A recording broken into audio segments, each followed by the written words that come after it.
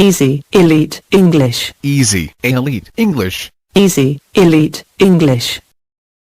World leaders in communication skills.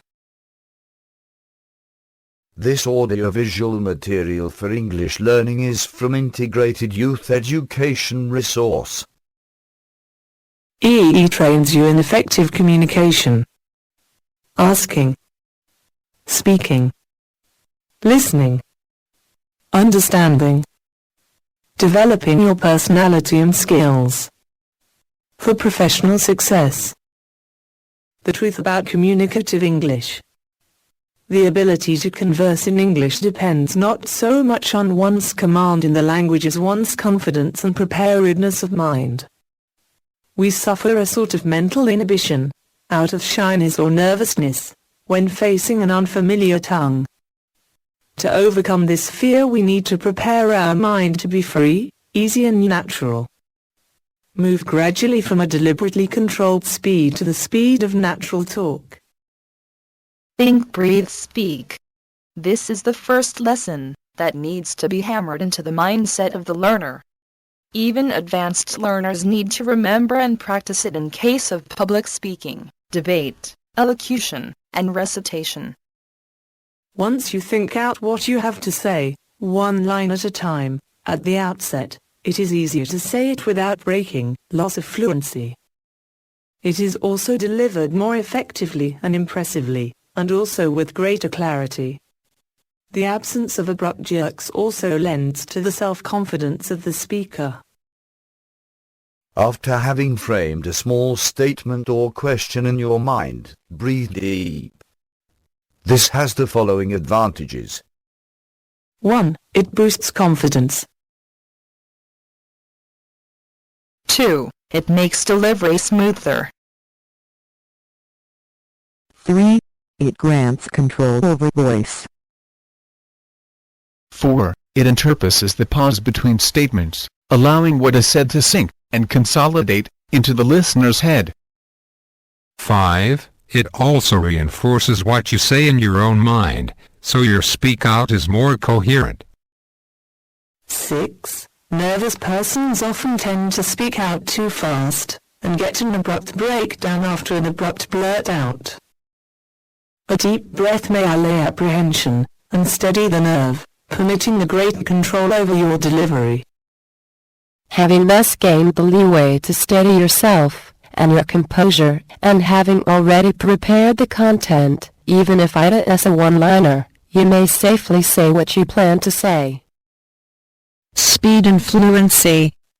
It should be emphasized at the beginning that speed is quite distinct from fluency. Let the student consider how his family members speak, even in their mother tongue. Assuming that all normal adults are fluent in their native language, it should be obvious that they speak naturally at different speeds. Thus speed is a characteristic of the individual. Fluency refers to smooth, non-jerky, flow of words. It is more about continuity and confidence than about time and velocity. Variations of tones and pitch, accents, places of emphasis, and other characteristics of natural speech may be there, but the continuity should be smooth without abrupt stops or fumbling, except in places requiring legitimate pauses. An analogy is often drawn by comparing the travel by a train and by a bus on a rough road. The train travels at different speeds at different times, slows down as it approaches a station, speeds up as it moves out of a station. Yet the change of speed, acceleration, is so gradual and its path is so smooth, no pits or holes or bumps, that it may be compared to fluency at all its velocities.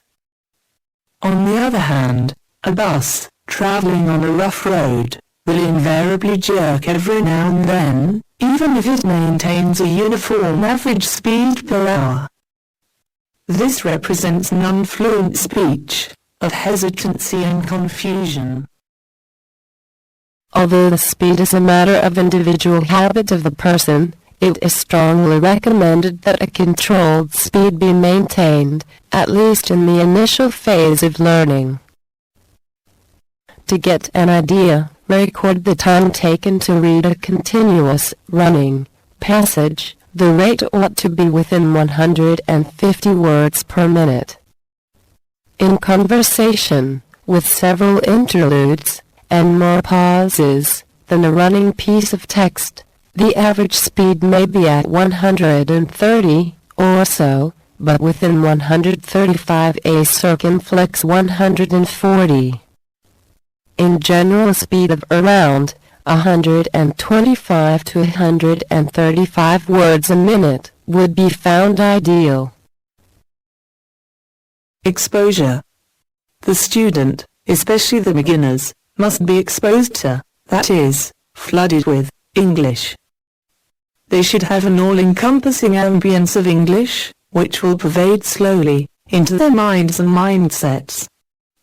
They are strongly advised to listen to good English, like BBC News bulletins every day, and to audio cassettes, if available. Graph on the top represents speech that is not smoothly fluent. The extreme ups, or crests, represent very fast speaking due to nervousness. The extreme lows, or troughs, represent fumbling, breakdown, or abrupt pause due to confusion. The very small extension of the graph before the start line represents fumbling, and the one after the end line represents an unnecessary drag rather than a clear, tidy end. In other words, the start and the end are smudged. Graph below represents a more controlled, smooth, and fluent speech. The variations are there, but these are never abrupt. Note the crisp start and end, as well as the falling tone. The equality of the total length of speech in both the cases corroborates the fact that speed is not fluency. Easy Elite English. World leaders in communication skills. In service of global community. Contact us at eeeclwb@gmail.com.